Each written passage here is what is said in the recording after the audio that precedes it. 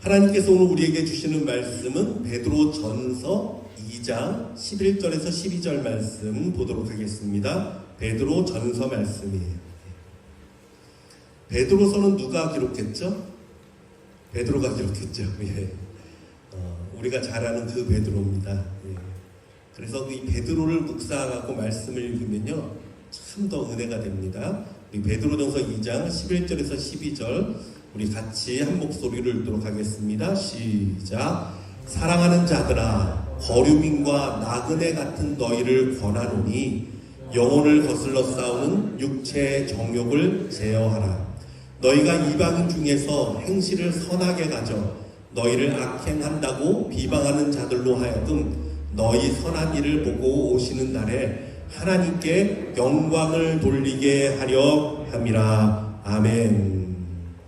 오늘 말씀은 선한 능력의 힘이라는 제목으로 말씀을 좀 나누고자 합니다.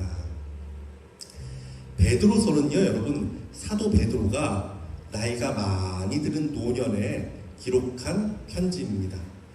당시의 배경은요, 기독교가 아주 탄압을 많이 받을 때였습니다. 그래서 예수 믿는 사람들이 이렇게 바깥에 나와서 생활을 못했어요. 그래서 숨어서, 산으로 숨기도 하고, 동굴로 숨기도 하고, 땅속으로 숨기도 하고, 숨어서 예배를 드리고, 숨어서 믿음 생활을 해야만 했던 그런 어려운 때였습니다. 그런데 특별히 이렇게 고난을 받아서 흩어진 사람들, 예루살렘에 있던 사람들 다 흩어졌고요. 교회에 모였던 사람들 다 흩어졌단 말이에요. 사람들 피해서, 고난을 피해서 흩어졌단 말이에요. 이 흩어진 사람들은 특별히 베드로가 보니까 이들은요, 예수님을 직접 만나고 경험한 세대 사람들이 아니었어요. 세대가 바뀌었어요. 이해가 되시죠, 여러분? 베드로는 예수님을 만난 세대입니다. 예수님을 경험하고 예수의 말씀을 직접 들었어요. 근데 시간이 지나서 그 이후에 복음을 받아들이는 사람들은 어떤 사람들이에요? 예수님을 복음으로 듣고 알았습니다. 이야기로 듣고 예수님을 믿기 시작했습니다. 이런 사람들이었단 말이에요. 그러니까 베드로 입장에서는 이들을 바라볼 때 어땠겠습니까? 어찌 보면 내 자녀 같기도 하고 내 손주 같은 느낌이 들었습니다. 근데 이들이 어떻게 하고 있다고요? 고난을 받고 있습니다. 어려움을 당하고 있습니다. 그들을 향해 베드로가 펜을 들고 편지를 기록한 거예요. 베드로전서 1장 1절은 이렇게 시작을 합니다. 예수 그리스도의 사도 베드로는 본도, 갈라디아, 갑바도기아, 아시아와 비두니아에 흩어진 나그네, 곧 하나님 아버지의 미리 하심을 따라 성령이 거룩하게 하심으로 순종함과 예수 그리스도의 핏부림을 얻기 위하여 택하심을 받은 자들에게 편지하노니 은혜와 평강이 너희에게 더욱 많을지어다. 저는 여기 1절 말씀에 갑바도기아라는 지명이 눈에 확 들어왔어요. 여러분, 갑바도기아가 어디냐면 터키, 지금의 튀르키예의 한 지방의 이름이에요. 갑바도기아. 이 지역은요, 부드러운 융회암, 그 석회질 같은 건데 이게 아주 부드럽습니다. 그래서 바람에 깎여서 아주 지형이 특별한 모습을 나타내고 있는 지역이에요. 아주 신비롭습니다. 여행들한테는요, 스머프 마을이라고 불리기도 해요. 여러분 이런 소리 들어보셨나요? 꼭 스머프 집처럼 높은 바위가 위에만 동그랗고 버섯처럼요, 가운데는 쭉 얇게 이렇게 내려왔어요. 그래서 가보면 꼭 화성에 와 있는 것 같기도 하고 특별한 느낌이 드는 곳이에요. 갑바도기아. 그런데 이 지역을 가면 기독교인들은 빼놓을 수 없는 장소가 있는데 바로 지하교회예요. 지하교. 기독교인들이 탄압을 받으니까 어디로 들어갔냐면 여기 이제 돌 같은 데가 이제 부드럽다 했잖아요. 파기가 쉽다 했잖아요. 지하 땅굴로 들어갔습니다. 땅속으로 파고 들어갔어요. 근데 여기가 얼마나 깊고 얼마나 길이 깊은지, 제가 여기를 한번 갔었거든요. 성기순례하면서 갔었는데 가이드 안내가 없으면요, 길을 잃어버려요. 나올 수가 없어요. 지하로 계속 들어가요. 좁은 데로 9층까지 내려가요. 지하 9층까지. 그곳에 믿는 사람들이 공동체를 이루었던 마을이요, 거의 30여 개가 있답니다. 엄청나죠. 수많은 사람들이요, 그 속에 들어가서 신앙생활을 했어요. 근데 사실은 그 사람들 뿐이겠습니까? 그 사람들이 있기 위해서는 마을에 사는 사람들이, 형제나 가족이나 친척들, 아직까지 들키지 않은 믿는 사람들이 음식들을 계속 공급해 줘야 됐어요. 기록을 보면요, 그 안에서 해를 보지 못해가지고 허리가 굽고, 아이들이 태어났는데 기형적으로 태어나기도 하고 이런 일이 있었다. 그래도요, 그 안에서 그들이 믿음을 지켰어요. 예수 그리스도를 부인하지 않았어요. 사도 바울이 이러한 자들에게 편지를 쓰고 있어요, 지금. 이러한 자들을 향해 베드로 전서 후서를 쓰고 있는 것입니다. 얼마나 힘들겠습니까? 그럼 베드로가 어떤 위로의 말을 전했을까요? 단순히 너희가 고생이 많지, 얼마나 힘드냐, 이런 얘기를 했을까요? 아닙니다. 그는요, 자신이 할 수 있는 가장 큰 위로, 자신이 받았던, 생전에 받았던 가장 큰 능력과 위로가 됐던 말씀, 그 말씀을 붙들고 그들에게 전달합니다. 베드로전서 1장 8절 말씀 같이 읽겠습니다. 시작. 예수를 너희가 보지 못하였으나 사랑하는도다. 이제도 보지 못하나 믿고 말할 수 없는 영광스러운 즐거움으로 기뻐하니. 베드로가 떠올릴 수 있는 가장 큰 위로의 말은 뭐냐면, 너희가 예수님을 사랑하지 않냐, 이거예요. 사랑하지 않냐. 너희가 비록 예수를 보지 못했지만, 예수를 만난 적은 없지만, 너희가 그 말씀을 듣고 너희 마음 가운데 예수님을 사랑하는 그 사랑이 있지 않냐, 이 얘기를 하고 있습니다. 왜 베드로가 얘기가 가장 소중한 말일까요? 베드로가 예수님에게 이 질문을 받았잖아요. 디베라 바다에서 그가 그렇게 실수하고 그렇게 예수님을 3번이나 모른다고 부인하고 제자들을 충동해서 나는 고기 잡으러 가겠노라. 디베라 바닷가에서 고기를 잡을 때 예수님이 그에게 찾아오셨습니다. 예수님이 베드로에게 묻습니다. 시몬아, 내가 여기 있는 사람보다 나를 더 사랑하느냐? 내가 나를 사랑하느냐? 3번을 물으셨어요. 그때 베드로가 어땠습니까? 주님, 내가 주님을 사랑하는 줄 주께서 아시지 않습니까? 베드로가요, 그의 삶과 그의 실수와 그의 모습 가운데서는 감히 고백할 수 없지만 그래도 부인할 수 없는 한 가지는 그의 마음 가운데 예수 그리스도를 사랑하는 그 마음이 있었단 말이에요. 그것만큼은 부인할 수 없었어요. 그것만큼은 그가요, 나 예수님 사랑 안 합니다라고 말할 수 없었어요. 근데 예수님이 그걸 듣고 뭐라 그러셨죠? 내 양을 치라. 이 말이 뭐예요? 그래, 그거면 된다. 너가 나 사랑하잖아. 그거면 된다. 내가 생명보다 아끼는 내 양 너에게 맡긴다. 너가 돌봐라. 너가 나 사랑하니까. 예수님이 그걸 믿어주셨잖아요. 예수님이 그걸 받아주셨잖아요. 이게 베드로에게 얼마나 큰 위로가 됐습니까? 얼마나 큰 삶의 변화가 됐습니까? 얼마나 큰 예수님의 사랑을 느끼게 됐습니까? 지금 베드로가 이들에게 그 얘기를 하는 거예요. 예수를 너희가 보지 못하였으나 사랑하잖아. 너희 마음에 있잖아. 너희가 부인할 수 없는 거잖아. 너희가 비록 고난 가운데 있어도, 너희가 비록 아픔 가운데 있어도 너희가 예수님 사랑하잖아. 그거 가운데 기뻐하라. 그 가운데 너희 마음이 영광스러운 즐거움으로 기뻐할 수 있잖아. 이 얘기하는 거예요. 사랑하는 성도 여러분, 우리도 마찬가지죠. 우리도 예수님을 본 사람은 없습니다. 그렇죠? 눈으로 보지 못했잖아요. 그렇죠? 그러나 여러분, 우리들 마음 가운데 무엇이 있습니까? 부인할 수 없는 한 가지 있잖아요. 주님, 나도 주님을 사랑합니다. 비록 내 삶이 온전하지 못해, 비록 내가 못났어도 주님 그래도 아시잖아요. 주님, 내가 주님을 사랑합니다. 여러분, 날마다 이 고백하시길 주님의 이름으로 부탁드립니다. 그러면요, 주님이 여러분 멸시하지 않아요. 그래, 내가 너 마음 안다. 내가 더 은혜 줄게. 내가 널 더 붙들어 줄게. 우리 예수님 그런 분이심을 믿으시기를 바랍니다. 어떠한 상황과 어떠한 절망의 자리에서도 사단이 아무리 내 초라한 믿음을 들썩이며, 자, 너 봐봐, 너 이래가지고 하나님을 섬긴다고 말할 수 있어? 너가 이런다고 교회 집사라고 말할 수 있어? 권사라고 말할 수 있어? 여러분, 그래도요, 그거에 속지 마요. 그래도 나는 주님 사랑해. 그래도 주님이 나의 전부야. 여러분, 이 마음으로 다시금 일어서는 저와 여러분 되기를 원합니다. 자, 두 번째, 환난 가운데 있는 성도를 향한 베드로의 두 번째 권면은 이것이었습니다.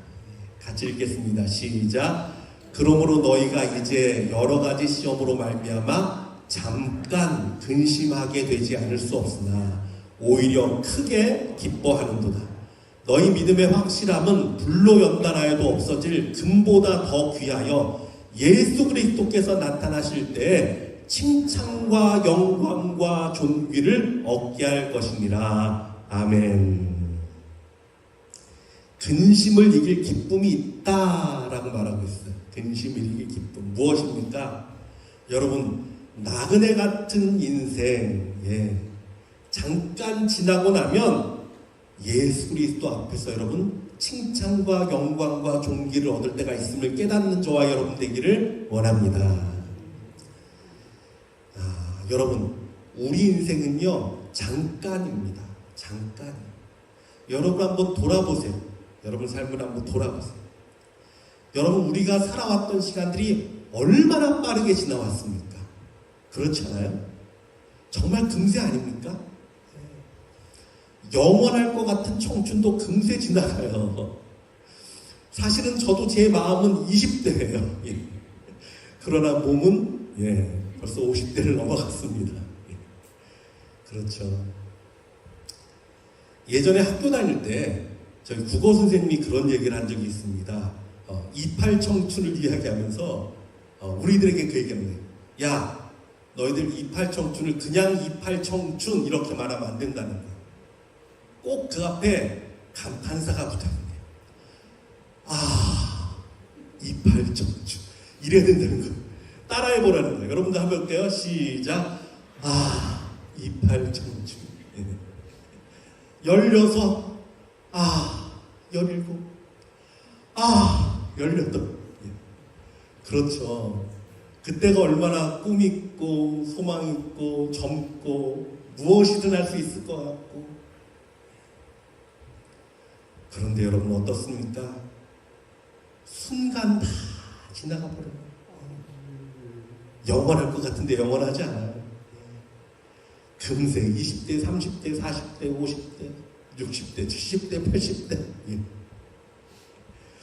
여러분, 여기 있는 분들 이렇게 보니까 한번 생각해 보세요. 내가 살아온 날이 더 길까요? 살 날이 많을까요?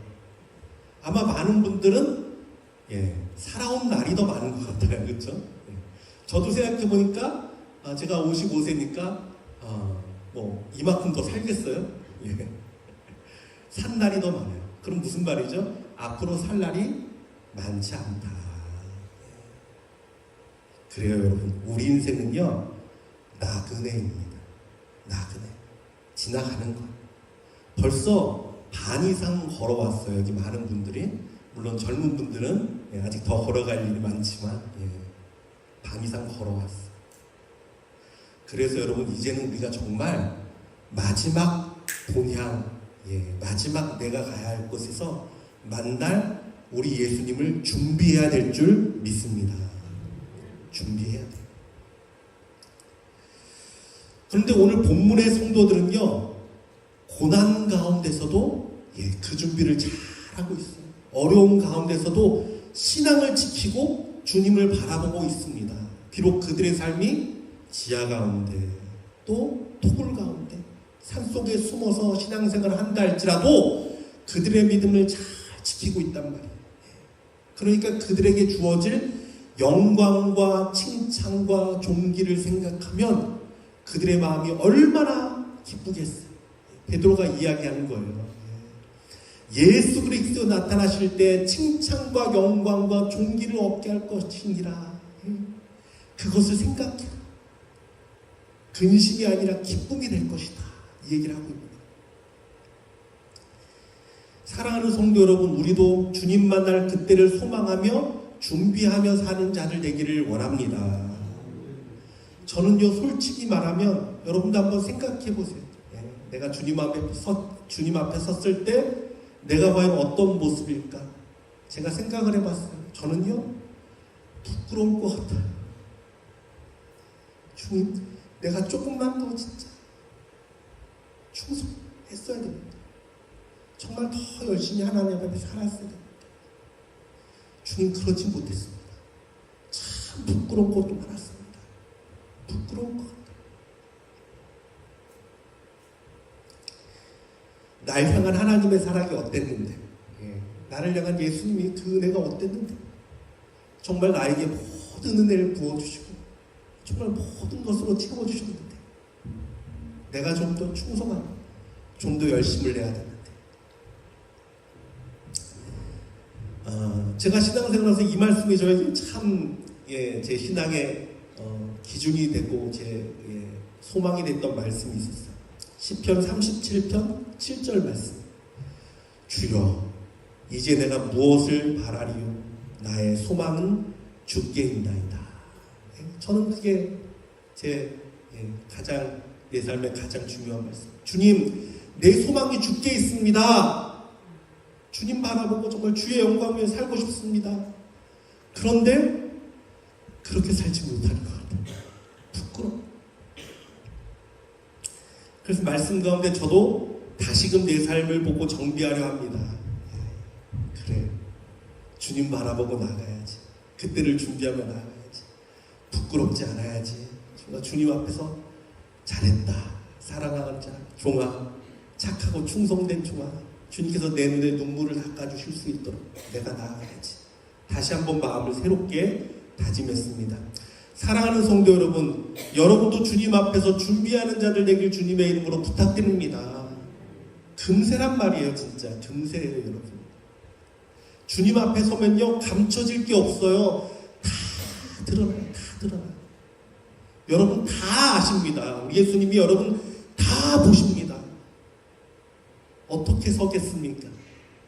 여러분, 마지막 남은 시간 정말 주님 앞에 칭찬과 영광과 존귀를 얻도록 최선을 다하며 살아가는 저와 여러분 되기를 원합니다. 베드로의 세 번째 권면입니다. 우리 같이 읽겠습니다. 시작. 그러므로 모든 악독과 모든 기만과 외식과 시기와 모든 비방하는 말을 버리고 갓난아기들 같이 순전하고 신령한 젖을 사모하라. 이는 그로 말미암아 너희로 구원에 이르도록 자라게 하려 함이라. 아멘. 베드로가 말합니다. 너희가 고난 가운데 있다 할지라도 버려야 할 게 있고 붙들어야 할 것이 있다 라고 말합니다. 무엇을 버려야 합니까? 모든 악독과 모든 기만과 외식과 시기와 모든 비방하는 말을 버려라. 이거 버려야 된다. 왜 그렇습니까? 사람이 그렇단 말이에요. 고난 가운데 있잖아요. 그리고 자꾸 어려운 일을 당하고 힘든 일을 당하면 속에서 뭐가 생겨요? 악이 받치잖아요. 막 원한이 생기잖아요. 이게 막 올라올 수 있단 말이에요. 그럼 어때요? 잘못하면 악독과 기만과 외식과 시기와 비방하는 말이 우리 가운데 가득할 수 있습니다. 버리라는 거예요. 그러나 너희들은 이거 버려야 된다. 그러면 어떤 능력으로 살아가느냐? 갓난아기들 같이 순전하고 신령한 젖을 사모하라. 이게 무엇입니까? 갓난아기가 어때요? 엄마만 바라보잖아요. 엄마로부터 공급하는 모든 것으로 소망을 얻고 힘을 얻고 에너지를 얻고 생명을 얻잖아요. 우리들은요, 예수 그리스도로부터 날마다 그것을 소망하는 자가 되기를 원합니다. 예수의 말씀, 예수의 영, 예수의 은혜를 날마다 간구해야 돼요. 주님이 아니면 나는 아무것도 할 수 없습니다. 오늘도 주님의 은혜가 나를 살립니다. 주님의 붙드심이 나를 붙듭니다. 주님 오늘도 내게 은혜 주세요. 주님 주의 말씀을 내가 생명처럼 오늘도 붙듭니다. 주님 나를 붙들어 주세요. 정말 어린아이 같은 순전함으로 주님을 붙드는 자들 되기를 원합니다. 그러할 때 우리가 이길 수 있어요. 우리 가운데 악한 마음이 올라오는 것이 아니라 예수 그리스도로 말미암은 선한 생각과 선한 능력과 선한 은혜가 우리를 주관하기 시작한단 말이에요.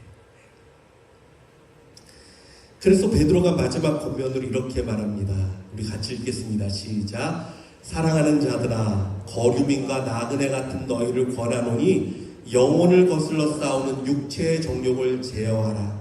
너희가 이방인 중에서 행실을 선하게 가져 너희를 악행한다고 비방하는 자들로 하여금 너희 선한 일을 보고 오시는 날에 하나님께 영광을 돌리게 하려 함이라. 아멘. 여기 보니까 행실을 선하게 가져 선한 일을 보고, 이게 뭐냐면 선한 능력이에요. 여러분, 우리에게는 예수님이 부어주시는 선한 마음, 선한 능력이 있음을 믿으시기 바랍니다. 우리의 마음 가운데, 우리의 영혼 가운데 올라오는 것이 내가 예수님을 붙들면, 그래, 나도 예수님처럼 선한 마음을 가져야지. 그래, 나도 예수님처럼 긍휼의 마음을 가져야지. 그래, 나도 예수님처럼 용서하고 살아야지. 그래, 나도 예수님처럼 희생하고 예수님처럼 섬기고 예수님처럼 내가 낮아지고 살아야지. 여러분, 이게 우리 가운데 일어난 주님이 주신 선한 능력이란 말이에요. 여러분, 이것을 날마다 붙들고 사는 자들 되기를 원합니다. 썩어져가는 육체의 정욕을 따르는 것이 아니라 우리 마음에 예수님께서 십자가로 세워주신 선한 능력을 따라 우리는 행해야 돼요. 이 선한 능력이 우리를 감싸서 믿음으로 우리가 일어설 때 우리는 그 능력으로 승리할 수 있게 되심을 믿으시기 바랍니다. 디트리히 본히퍼라는 독일의 목사님이 계셨습니다. 본회퍼라는 목사님 여러분 들어보셨죠? 이 목사님이 사실은 어느 때에 있었던 분이냐면 히틀러가 독일의 정권을 장악하던 시기였어요. 이 당시에 독일 교회는 어땠냐면요, 나치의 세력에 굴복해 버렸습니다. 그래서 교회 강대상에서는요, 목사님의 말씀을 증거할 때도 히틀러를 칭송하고 히틀러를 높였고요, 강단에서 복음이 사라졌습니다. 그리고 나치 정권의 이념을 선포했습니다. 이게 독일 교회가 그렇게 흘러갔어요. 왜 그렇습니까? 이기적, 집단 이기적이 독일 사람들, 우리들만을 위한 뭔가를 세우겠다라는 그런 마음과 또 하나는 뭐냐면 두려움이에요. 두려움. 나치 정권이요, 엄청나게 두려움을 줬어요. 그래서 그 교회에서 진리가 사라져버렸습니다. 복음이 사라져버렸습니다.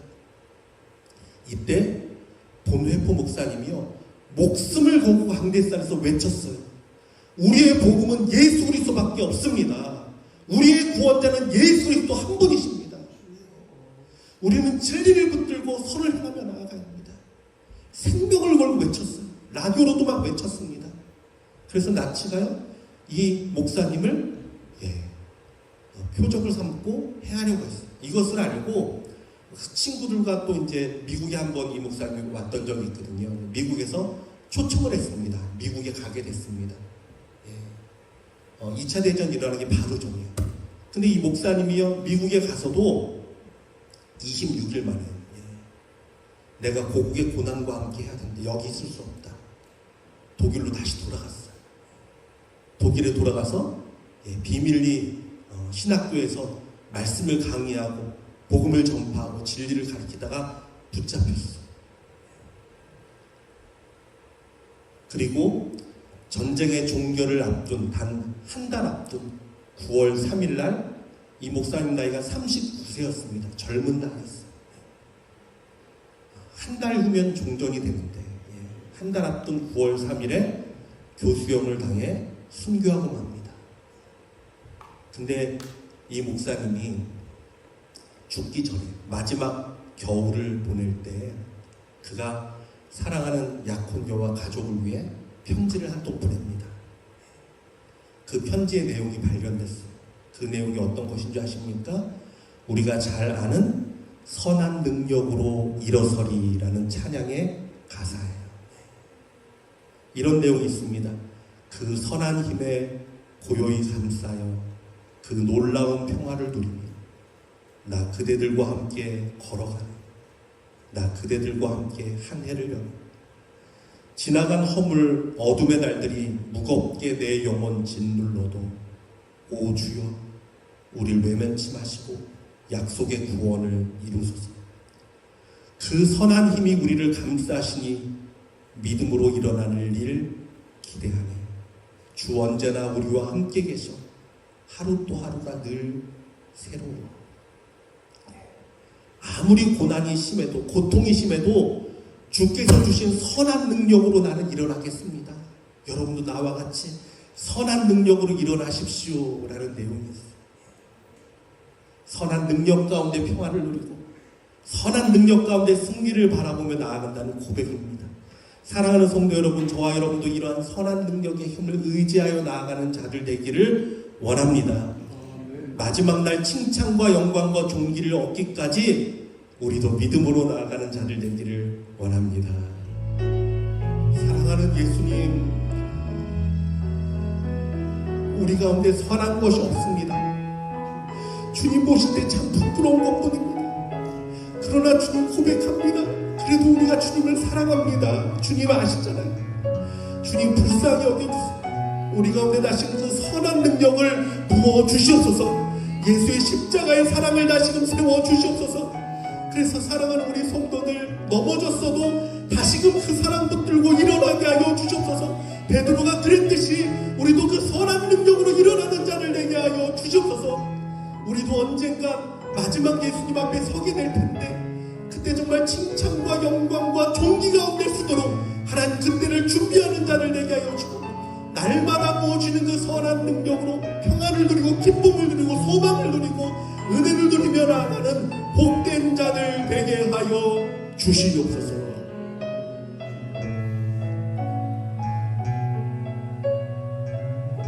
지금은 우리 주 예수 그리스도의 은혜와 하나님의 극진하시는 사랑과 성령님의 위로 감동 역사하시는 충만하신 은혜가 우리 가운데 세워주신 십자가로 부어주신 그 선한 능력을 의지하여 이제는 마지막 주님 뵐 날을 기대하며 소망하며 그 능력으로 살아가기를 다짐하는 여기 모인 모든 우리 성도들과 사랑하는 우리 선교사님들과 이 땅과 열방 가운데 지금부터 영원토록 항상 함께 계시기를 축원하옵나이다. 아멘.